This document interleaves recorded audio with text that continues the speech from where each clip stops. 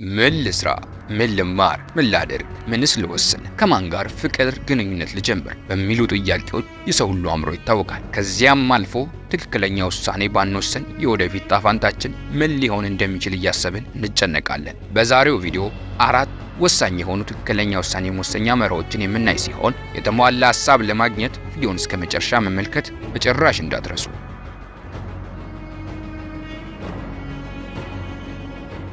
እያንዳንዱ መንገድ የራሱ የሆነ መዳረሻ አለው።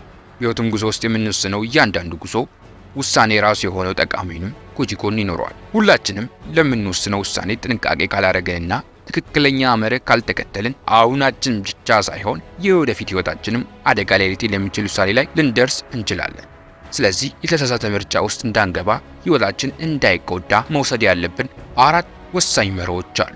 ከዚህም አንዱ ትክክለኛ ሰዎችን ማማከር። የትኛውም ችግር ሲገጥመህ ሁላችንም ፈጥነን ከምንወስደው እርምጃ ቀዳሚ በቅርባችን ያለው ሰው ምክርና እርዳታ መጠየቅ ነው። ነገር ግን ዛሬ እኔ በአእምሯችሁ ላይ ጥያቄ መፍጠር እፈልጋለሁ። ይህም ጥያቄ ምክር ለመጠየቅ የምትሄዱት ምን አይነት ሰው ጋር ነው የሚል ወሳኝ ጥያቄ ነው። ወዳጄ፣ መካሪ የምንለው ሁሉ የሚመክረን እሱ ወይንም እሷ በሕይወት መንገዳቸው ካሳለፉት ተሞክሯቸው ነው። ስለዚህ ምክር ፍለጋ ከመሄዳችን በፊት ይህ ሰው ወይ እቺ ሴት እኔ ከማልፍበት ጎዳና ጋር የተያዘ መልካም ነገር አሳልፋለች? እንዲሁም ምን አይነት ልምድና ትምህርት ተምሮ የሚሉ ጥያቄዎች ለራሳችን ልንጠይቅ ያስፈልጋል። አንድ ነገር ልብ ልትል ፈልጋለሁ። ዩኒቨርሲቲ ገብቶ ያልተማረ ሰው የዩኒቨርሲቲ ልግባ ወይስ እቤት ሆኜ እየሰራው ልማር ብላችሁ እንዴት ምክር ትጠይቃላችሁ? እሱ እኮ ዩኒቨርሲቲ ያለ ህይወት አያውቀው። እንዴት ነው ነጋዴ ወይንም ሌላ ከትምህርት ውጪ በሆነ ሙያ ውስጥ ያለ ሰው የትኛው ፊልድ ልምረጥ ብላችሁ የምትጠይቁት?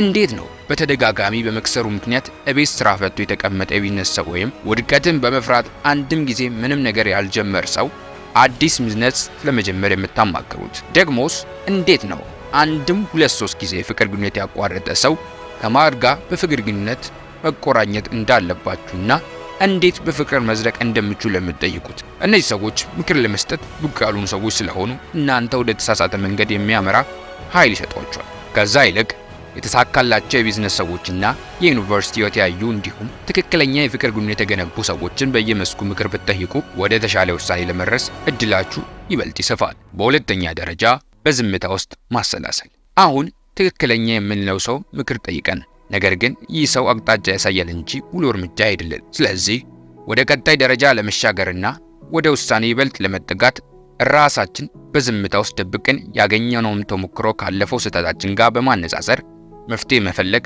ይጠበቅብናል። በዝምታ ውስጥ መሆን ማለት ከሰዎች ሐሳብ አስተያየት ርቀን ከራሳችን ጋር በማሳለፍ ካለፈው ስህተታችን ከወደፊት እቅዳችን ከተመከርነው ምክር አንጻር ነገሮችን የምንመለከትበት ሂደት እንጂ ኢማጂኔሽን ወይንም አትራክሽን ለማለት ፈልጌ አይደለም።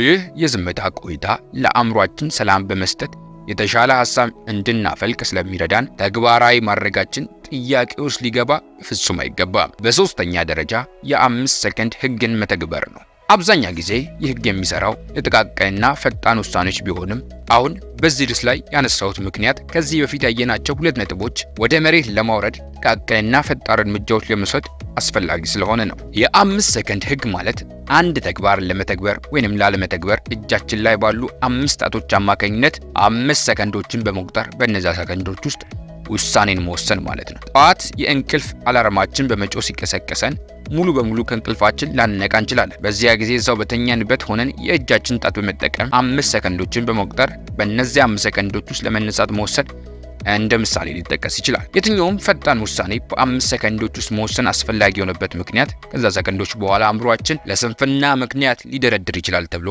ስለሚታመን ነው። አራተኛውና ብዙዎች የማይደፈር ነገር የደፈሩበት፣ ብዙዎች ርቀት መጓዝ የቻሉበት ምክንያት ነው መጸለይ። ይህ ቪዲዮ የምትመለከቱ ሁላችሁም በፈጣሪ መኖርና ሁሉን ቻይነት እንዲሁም ለሰው ልጅ ስላለው መልካም ሐሳብ ታምናላችሁ ብዬ አስባለሁ። በዚህም የምታምኑ ከሆነ አምላካችሁ በእኛ ግራ መጋባትና መጨነቅ የሚደሰት ስላልሆነ በሕይወታችን የትኛውም ጥያቄ የሆነብን ነገር ወደ እሱ ለማቅረብና ከእርሱ መልስ ለመቀበል መዘጋጀት አለብን። እሱ የእኛ ፈጣሪ ስለሆነ የእኛ ሆነ ነገር ሁሉ ስለሚመለከተው ስለሚገዳው ሊረዳን ሁሌ ዝግጁ ነው። ስለዚህ ስለምንማረው ትምህርት ሆነ ስለምንገባበት ግቢ፣ ስለምንሰራው ስራም ሆነ ስለ ፍቅር ግንኙነታችን እንዲሁም አጠቃላይ የሕይወታችን መርህ መጸለይና ለፈጣሪ አሳልፎ መስጠት ከኛ ይጠበቃል።